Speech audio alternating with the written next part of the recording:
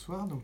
L'idée de ce livre est venue du fait d'un sentiment de grande incompréhension entre ce que ressentaient les familles, parfois les résidents en entrant, ou mes proches, mon entourage, sur ce qui était fait au sein de l'EHPAD et ce qui était ressenti à l'extérieur de l'EHPAD. J'ai un petit peu d'expérience dans le domaine et j'ai connu effectivement les maisons de retraite avant l'EHPAD, se sont terminées par les scandales des mouroirs.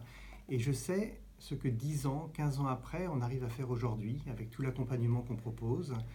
Et je pense aussi que toute cette campagne qu'on a eue contre les EHPAD méritait effectivement qu'on défende un petit peu notre travail dans ces maisons de retraite et tous les efforts qu'on fait pour qu'effectivement nos résidents, les personnes âgées, aient jusqu'à la fin de leur vie le respect de la dignité, le respect des choix de vie et la possibilité de vivre leur vie jusqu'au bout comme ils l'entendent et non pas comme la société voudrait le faire parfois à leurs dépens.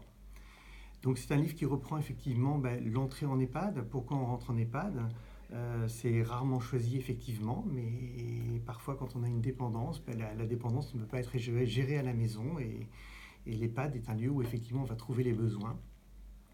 Ça raconte aussi effectivement, une fois qu'on est dans l'EHPAD, la difficulté de vivre avec des voisins, la difficulté quand on a été tout le temps chez soi, tranquille, de se retrouver en collectivité avec des voisins qui ne sont pas toujours forcément faciles, qui n'ont pas les mêmes troubles, les mêmes besoins. Ça raconte aussi effectivement comment effectivement tous les gens qui s'occupent des personnes âgées doivent accepter chacun et ne pas décider de la vie des autres. Dedans, il y a une phrase de Gandhi qui dit tout ce que vous faites pour moi, sans moi, vous le faites contre moi. Et c'est une phrase très importante en EHPAD, parce qu'on a tendance à vouloir dire « je fais pour vous », et souvent faire pour les autres, c'est pas forcément faire le bien pour eux. On a le droit de ne plus avoir envie de faire des choses à partir d'un certain âge, et il faut respecter ça.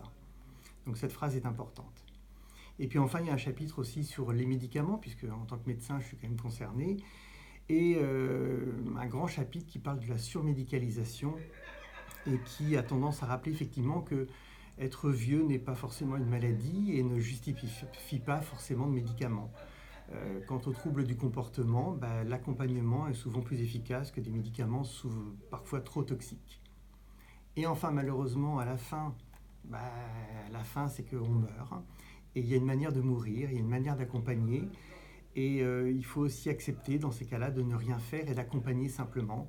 Et ce n'est pas toujours facile pour les soignants qui sont plus dans une posture du faire que du laisser faire. On a beaucoup tendance à vouloir faire, mais il faut accepter qu'on est mortel et qu'effectivement, quand arrive le bout du chemin, les autres, on doit accompagner et respecter.